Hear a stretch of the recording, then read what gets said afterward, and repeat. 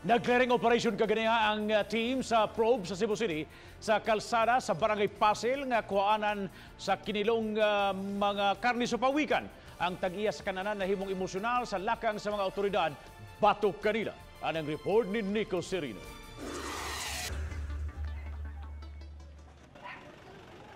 Gihawanan sa mga sakop sa probe sa Cebu City ang Dan F. Ralios Barangay Pasil.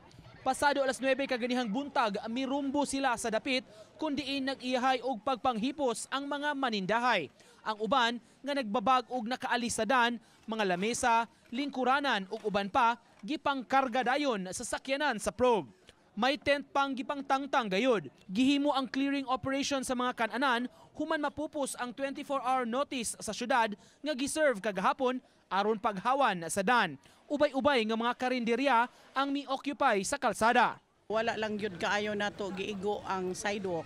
Kay kung moigo ta sa sidewalk, hurot yun ning ilahang lugar nga panginabuhian. So wala lang ta mo execute ana. Ato alang ang dan lang. Ang karsada lang nga kinahanglan all the time mo bitaw nga nakigistorya ta nga kinahanglan libre gyud. Lakip sa naapektuhan sa clearing ang kananan nga gioperatan sa taga NBI o DENR sa miaging simana. Kundi nasakmit ang muabot sa 60 ka kilo sa gitagod-tagod na nga pawikan ug ang uban naluto ug nahimo ng linarang.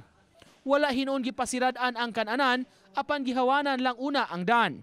Lakip sa gi-clear ang uban nga mga kananan. Ang ato ba dili nato himuong rason ang dead end nga nawa na ang essence sa karsada. Nga karsada siya para siya sa sakyanan. Dili siya himuon nga kanaanan or negosyuhan.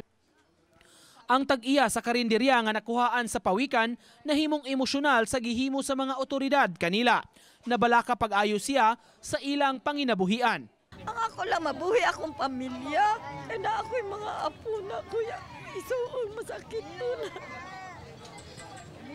Dahil si Ma'am Raquel kay bawa man ko ba may kasing-kasing siya. Maluoy lang sa siya na mo ba. Makatinda na may kamanhipos. Maura man.